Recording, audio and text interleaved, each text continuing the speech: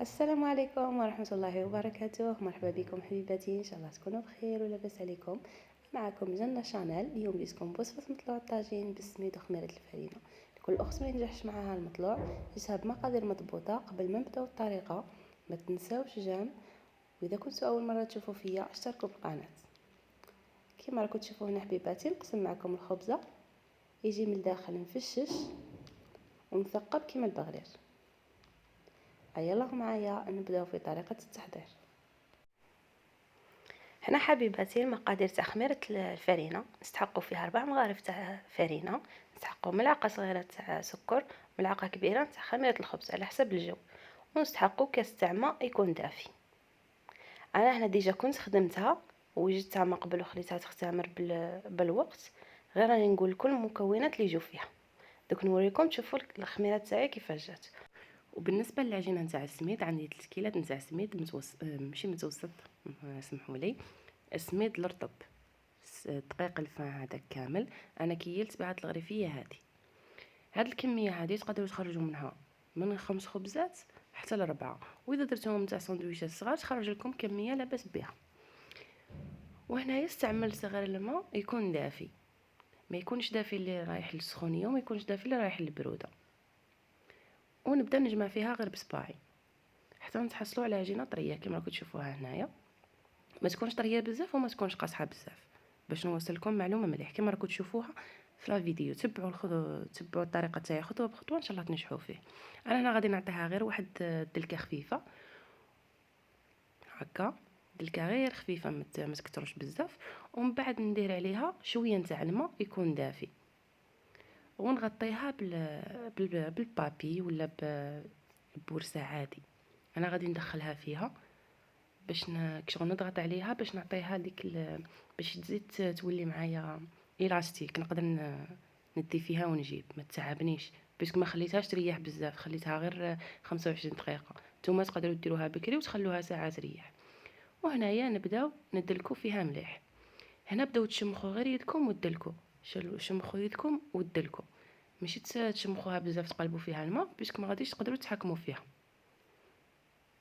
وهنا راني نوريكم كيفاش تدلكوها. ديري يدك هكا كيما البونيه وزيدي تدركي عليها بيدك الاخرى وبداي تدلكي.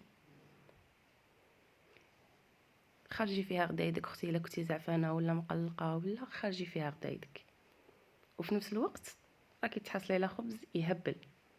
مولا دارك غادي يقول لك كل يوم ديري لي هذا الخبز ولا ما كانش. من بعد ما دلكتها غادي نزيد لها الملح. انا هنا درت 3 مغارف صغار تاع الملح. هاد المغارف تاع القهوه درتهم صغار ملح وجاتني سواسوا، وانتم على حسابكم. نعاودوا هذاك الملح نشمخوه بشويه تاع الماء باش ينحل ما يبقاش هكاك حرش، ونعاودو نزيدو ندلكوه فيها مليح. تبعوا معايا الطريقه، انا الملح درته حتى لهاد الخطوه، ما ديروش من الاول. من بعد ما جمعتها غادي نعاود نحلها، شغل راني باغي ندير لاباط فيتي وندير فيها الخميره تاعي اللي وجدتها معاكم، اللي وريتكم عفوا الطريقه نتاعها، انا كنت وجدتها قبل. غادي نفتح مليح ومن بعد ندير هذيك الخميره. اختي مسحي البول مليح من الخميره، الفرينه راهي غاليه، الخميره راهي غاليه، كلشي زاد. الماء اختي راهم يحسبوا علينا يقعدوا يقطعوا فيه بالسيمانه باش يجيبوه. ونبدا نجمع فيها. هنا كي تشوفيها ولات معاك هكا ما تقوليش راهي خسرات ولا والو، غير زيدي دخلي فيها الخميره.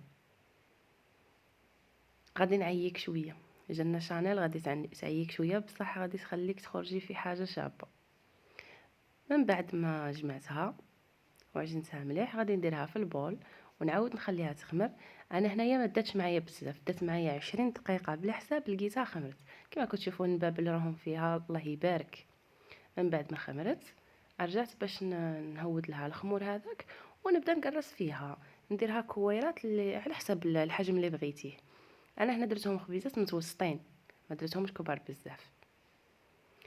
نبدا نقسم في العجينه نتاعي وندخلها هكا مليح كشغل دوك تشوفي في الفيديو.